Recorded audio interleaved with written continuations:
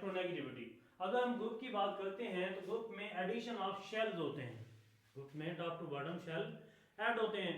Shell add होते हैं तो साइज ऑफ एटम क्या होता है, ज्यादा।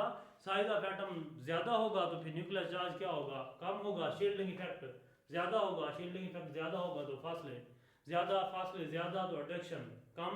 अट्रैक्शन कम होगी तो हम कहेंगे एटम्स का इलेक्ट्रोनेगेटिव बिहेवियर कम है।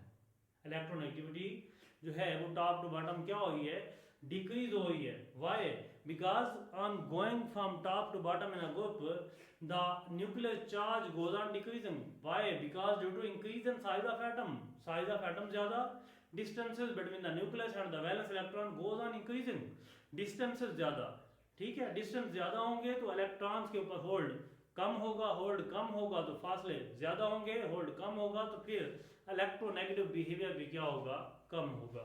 तो ग्रुप में top to bottom due to increase the number of electron, due to increase in the size of atom, due to increase in the number of shells, the distance between the nucleus and the valence electron goes on increasing, and due to the increase in the distance between the nucleus and the valence electron, size of atom increases, and size of atom increase, distance increases, therefore the electronegative behavior decreases.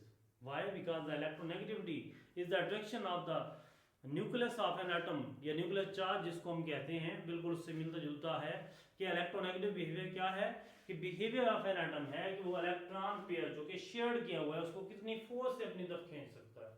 अगर जैसे top to bottom आप जाएंगे, distances ज्यादा होंगे, size ज्यादा होगा, फासले ज्यादा होंगे, फिर अट्रैक्शन क्या होगी, कम होगी।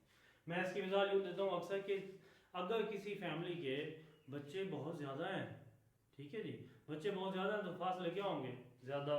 फासले ज्यादा होंगे तो फिर वो बाहर की तरफ जो है डिस्टर्ब ज्यादा होंगे, डिस्टॉर्ट ज्यादा होंगे, किसी को अपने अंदर इन नहीं कर सकेंगे, शामिल नहीं कर सकेंगे आसानी से, किसी एक्सटर्नल को अपने अंदर शामिल तब नहीं कर सकेंगे कि जब इलेक्ट्रोनेगेटिव बिहेवियर ज्यादा होगा, न्यूक्लियर चार्ज ज्यादा होगा। लेकिन अगर वो ज्यादा ना हो, डिस्टेंस क्या हो अपना ज्यादा हो, फासले ज्यादा हो, attraction between the nucleus and the valence electron वो क्या हो, कम हो, फिर इलेक्ट्रोनेगेटिव बिहेवियर यानी किसी को अपने अंदर शामिल करने का जो बिहेवियर है वो क्या होगा, कम होगा।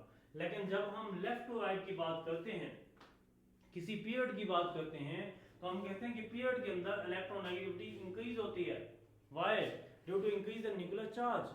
न्यूक्लियर चार्ज ज्यादा होगा तो शील्डिंग इफेक्ट कम होगा, शील्डिंग इफेक्ट कम होगा तो attraction between the nucleus and the valence electron goes on increasing.